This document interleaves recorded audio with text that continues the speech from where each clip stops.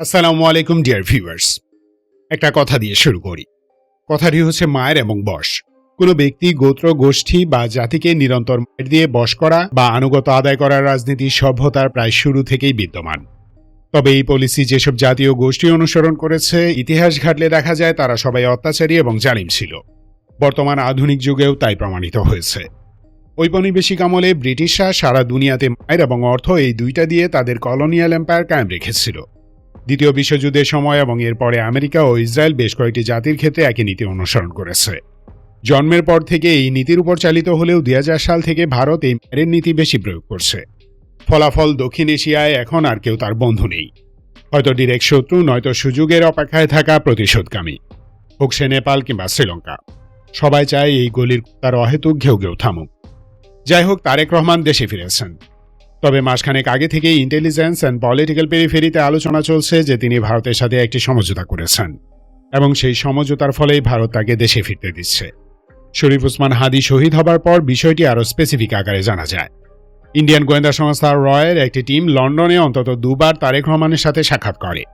এর আগে আরব আমিরাতেও বিএনপির একটি প্রতিনিধি দলের সাথে মিটিং করে। এসব মিটিংয়ের পর তারেক রহমান নাকি তথা ভারতের কিছু প্রস্তাব মেনে নিয়েছেন এবং ভারত তাকেও কিছু আশ্বাস দিয়েছে।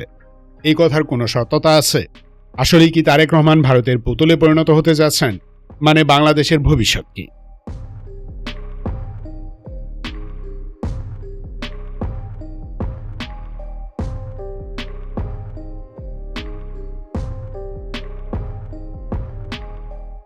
পাঁচ আগস্টের পর সিভিল প্রশাসনে জামাতের আধিক্য দেখা গেলেও আর্ম ফোর্সেস, পুলিশ এবং গোয়েন্দা সংস্থাগুলো হাসিনা ডিরেক্টলি ভারতের হাতে তুলে দিয়েছিল। ডিজিএফআই, এনএসআই, ডিবি ও এসবিতে যারা পোস্টেড ছিল তাদের 99%ই ভারতের ডিরেক্ট দালাল। হাসিনা পালানোর পর চোখে পড়ে এমন কিছু টপ অফিসিয়ালকে রিমুভ করা হলেও ইন্টেলিজেন্স এজেন্সিগুলো মূলত এখনও দিল্লির কবজায়। সেনাপ্রধান নিশ্চিত করেছেন যে হাসিনার আমলে গড়ে তোলা দিল্লির পারপাস সার্ভ করা গোয়েন্দা সংস্থা যেন অটুট থাকে। ভারত ও ইসরায়েল থেকে ট্রেনিংপ্রাপ্ত গোয়েন্দারা যেন বিচার কিংবা চাকরিচ্যুত না হয়। এটা হলে এই দেশে ভারতের আধিপত্য থমকে যাবে। ভিতর থেকে কোনো কুকর্মই আর করতে পারবে না। হাদি ভাইয়ের মতো দেশপ্রেমিক নেতাদের শহীদ করতে পারবে না। একটা দেশের ফার্স্ট লাইন অফ ডিফেন্স হলো তার গোয়েন্দা সংস্থা। স্পাই এজেন্টরা জাতির সর্বোচ্চ রক্ষক। এজন্য প্রায় প্রতিটি সফল দেশই তাদের গোয়েন্দা সংস্থার পিছনে বিপুল বিনিয়োগ করে। ইন্টেলিজেন্স এজেন্সিতে নিয়োগের ক্ষেত্রে রাজনৈতিক মতাদর্শ বাদ দিয়ে দেশপ্রেমকে প্রায়োরিটি দেওয়া হয়। তারা একটি দেশের চোখ, নাক, কান, হাত, পা সবকিছু। ইন্টেলিজেন্স রিপোর্ট ছাড়া দুনিয়ার কোনো দেশ মেজর স্টেপ নেয় না। খেয়াল করলে দেখবেন লিবিয়ার পর আর কোনো দেশে ওয়াশিংটন ডিরেক্ট মিলিটারি অ্যাকশনে যায়নি, কারণ মার্কিন ডিপার্টমেন্ট অব ন্যাশনাল ইন্টেলিজেন্স এ ব্যাপারে সতর্ক করেছে। আপনি দেখেন আর না দেখেন, গোয়েন্দা সংস্থা সবচেয়ে গুরুত্বপূর্ণ। তারাই সব কন্ট্রোল করে। আর আমাদের সেই মোস্ট ইম্পর্টেন্ট সিস্টেমটিকে হাসিনা ইন্ডিয়ার হাতে তুলে দিয়েছিল প্রথম দিনই, যার ফলাফল পিলখানা মেসাকার। এবং দুঃখের বিষয়, বিশাল হ্যারমওয়ালা সেনাপ্রধান জেনারেল ওয়াকারুজ্জামান 100% জেনে বুঝে দিল্লির এই কথাগুলোকে বহাল তবিয়তে রেখেছেন। এরাই দিল্লির নির্দেশে 1/11 ঘটিয়ে বাংলাদেশের গণতন্ত্র ধ্বংস করেছে, বেগম খালেদা জিয়াকে জেল খাটিয়েছে, জনাব তারেক রহমান এবং আরাফাত রহমান খুকুর উপর নির্যাতন করিয়েছে দিল্লির অনুগত সেনা অফিসাররা। এরপর টানা 17 বছর জিয়া ফ্যামিলির উপর নানাভাবে হয়েছে। পুরোপুরি শেষ করা রিস্কি ছিল, তাই দিল্লি তখন প্ল্যান করে তারেক রহমান অথবা আরাফাত রহমান কোকো যে কোনো একজনকে ফেলতে হবে, আরেকজনকে দেশ থেকে বিতাড়িত করবে। তাই হয়েছে। এতে করে জিয়া ফ্যামিলি চূড়ান্ত দুর্বল এবং ঝুঁকির মাঝে পড়ে। যাই হোক, হাসিনা ও ভারত যৌথভাবে গোয়েন্দা সংস্থা এমন একটি গ্রুপ তৈরি করেছে যাদের কাজই ছিল জিয়া ফ্যামিলিকে শেষ করে ফেলা। সেই এজেন্টদেরকে ট্রেনিং দেয় মোসাদ ও র। তারা এখনও আছে। প্রমিনেন্ট ফিগার যেমন বেগম খালেদা জিয়া, তারেক রহমান, ডক্টর জোবাইদা রহমান এবং তারেক রহমানের কন্যা জাইমা রহমান হলেন ওদের টার্গেট। খালেদা জিয়াকে জেলে নিয়ে খাবারের সাথে স্লো পয়জনিং করা হয়। জুলাই বিপ্লবের মাধ্যমে হাসিনার পতনের পর সেই গোয়েন্দাদের টার্গেট হন তারেক রহমান। সবাই জানে তিনি দেশে ফিরবেন, সো আলটিমেট প্ল্যান করে তারা। ওনাকে সরিয়ে দেয়া ঝুঁকিপূর্ণ, তাই সর্বোচ্চ ইউজ করা প্ল্যান নিয়ে এগোতে থাকে। যদি কাউকে দিয়ে আপনার কাজ করাতে চান, তাহলে তাকে এমনভাবে কন্ট্রোল করতে হবে যেন সেটা তিনি কারো কাছে বলতেও না পারেন, আবার ইগনোরও করতে না পারেন।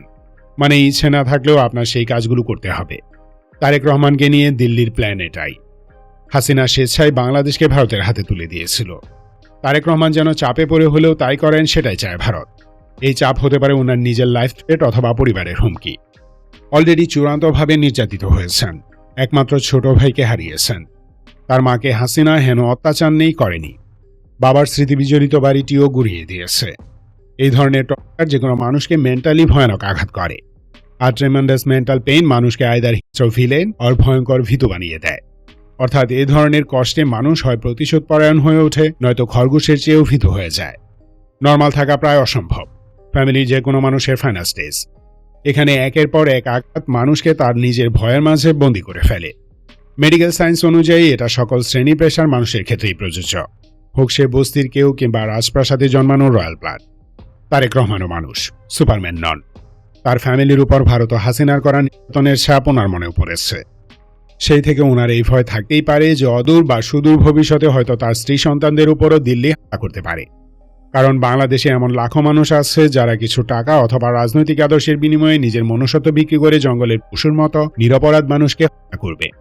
ওসমান শরীফ হাদি ভাই ছিলেন নির্বিরোধী একজন মানুষ, অথচ আওয়ামী লীগের কতিপয় বাচ্চা তাকে শহীদ করেছে। কি কারণে? রাজনৈতিক কারণে। জিয়া ফ্যামিলির প্রতি আওয়ামী লীগারদের অহেতুক ক্ষোভ আছে, সো তারেক রহমান ও তার ফ্যামিলির উপর হামলা করতে পারে। আগে এক ভিডিওতে বলেছি যে হাদি ভাইকে যারা করিয়েছে তারাই তারেক রহমানের লাইফ থ্রেট। একটা দেশের সবচেয়ে পাওয়ারফুল এন্টিটি হলো intelligence agency and arm forces, আর বাংলাদেশের এই এন্টিটিগুলোই দিল্লির কবজায়। জনগণ হাসিনা ও আওয়ামী লীগকে আর অ্যাকসেপ্ট করবে না, অন্তত আগামী 20-25 বছর তো নয়ই। কিন্তু নিজের গোয়া বাঁচাতে হলে বাংলাদেশের শাসক গোষ্ঠীর শীর্ষে দিল্লির আজ্ঞাবহ কাউকে লাগবে। সেই আজ্ঞাবহ ব্যক্তি বা মহলকে মৃত্যু এবং নির্যাতনের ইনডিরেক্ট ভয়ে রেখে ভারত তার অন্যায় স্বার্থ হাসিল করতে চায়। এই প্ল্যান থেকেই তারা তারেক রহমানকে কবজার চেষ্টায় আছে, আর এটাই তাদের প্রধান দুর্বলতা।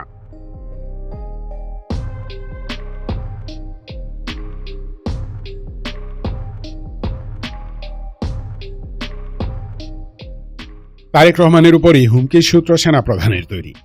2024 ডিসেম্বরে ক্যান্টনমেন্টে সে ভারতীয় ফরেন সেক্রেটারি বিক্রম মিশ্রের সাথে মিটিং করে। সে না চাইলেও তাকে দিয়ে ভারত কিছু কাজ আদায় করে নিয়েছে, ফিউচারেও নিবে। অ্যাডভোকেট আলিফ থেকে শুরু করে ওসমান হাদি ভাইকে শহীদ করা এবং তারেক রহমানকে কৌশলে কবজা করা সবই এদের প্ল্যান। ওয়াকার ও চুপুকে সরাতে বিএনপির যারা বাধা দিয়েছিল তারা মূলত দিল্লির পালাক্তা। ওদিকে যুক্তরাষ্ট্র কিংবা ইউরোপিয়ান ইউনিয়নের সাথে বিএনপি তেমন শক্তিশালী কোনো সম্পর্ক তৈরি করতে পারেনি। জামাতের বিরুদ্ধে জয়ের জন্য ইন্ডিয়ায় একমাত্র সম্বল হয়ে দাঁড়ায়। ফলে জিম্মি দশা থেকে বের হবার জন্য তারেক রহমানের সামনে কোনো বিকল্পও তৈরি হয়নি। আর এই silent but powerful position use করে দিল্লি তারেক রহমানের সাথে একটা সমঝোতায় এসেছে। সেই সমঝোতার মূল পয়েন্টগুলো দেখাই চলুন। নাম্বার 1 পয়েন্ট হলো 7 সিস্টার্সের কোনো স্বাধীনতাকামী গোষ্ঠীকে তারেক রহমানের সরকার বাংলাদেশে স্থান দিবে না এবং নিয়মিত এই সংক্রান্ত গোয়েন্দা তথ্য শেয়ার করবে। অর্থাৎ বাংলাদেশের ইন্টেলিজেন্স এজেন্সিগুলোতে ভারতের অ্যাক্সেস অক্ষত থাকবে। ভারতের দালাল গোয়েন্দাদের সরানো যাবে না। সেকেন্ড পয়েন্ট, বিএনপি ক্ষমতায় আসার 3 বছরের মাঝে আওয়ামী লীগের উপর থেকে নিষেধাজ্ঞা তুলে নিবে, মানে গণহত্যাকারী লীগকে ফিরিয়ে আনবে। এর আলটিমেট মিনিং হলো তারেক রহমান ও বিএনপিকে ইন্ডিয়া বিন্দুমাত্র বিশ্বাস করে না। আওয়ামী লীগই তাদের একমাত্র অপশন। থার্ড পয়েন্টটা আরও ভয়ঙ্কর। এখানে ভারত দাবি করেছে ইসলামপন্থী রাজনৈতিক দল, গোষ্ঠী, মহল ও ব্যক্তিদেরকে ঠিক সেভাবেই ট্রিট করতে হবে যেভাবে হাসিনা করেছে। মানে 90% মুসলিমের এই দেশে মুসলিমরাই থাকবে সংখ্যালঘু। প্রশাসন থাকবে দিল্লির অনুগত হিন্দু এবং মুসলিম নামধারী দুর্নীতিগ্রস্ত চরিত্রহীন লুটেরাজদের হাতে।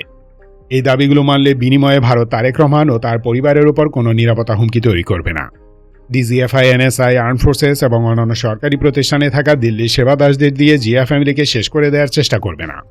এই ইন্টেলিজেন্স ইনফো উড়ু বাতাসে আসেনি, এটি উড়ু বিষয় নয়।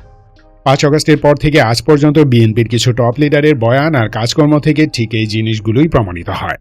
এতে স্পষ্ট দেখা যাচ্ছে বিএনপি সবকিছু বাদ দিয়ে দিল্লিকে খুশি করতে ব্যস্ত। হঠাৎ করেই তারা অনলাইনে সিপি গ্যাংয়ের রোল প্লে করছে। আর আমাদের বোঝাপড়া থেকে বলি, ইয়েস, সমঝোতা একটা হয়েছে। তারেক রহমানের বক্তব্য এবং প্যাট্রিয়টিক ইন্টেলিজেন্স সোর্সও পজিটিভ সাইন দেখিয়েছে। হয়তো তিনি নিরুপায়। Nothing is easy for Tarique Rahman. তবে দিল্লিকে চেটে ক্ষমতায় থাকাটা কঠিন হবে, কারণ পশ্চিমারা চায় না বাংলাদেশের উপর ভারতের সিরিয়াস প্রভাব থাকুক। ভারত তারেক রহমানকে ফ্যাসিস্ট বানানোর চেষ্টা করবে। এখন কেবল সময়ই বলতে পারে তিনি কার পক্ষে। ধন্যবাদ ভিডিওটি শেষ পর্যন্ত দেখার জন্য। সতর্ক, সুস্থ থাকুন, দেশকে ভালোবাসুন, দেশের শত্রুদের চিনুন। বাংলাদেশ চিরজীবী হোক।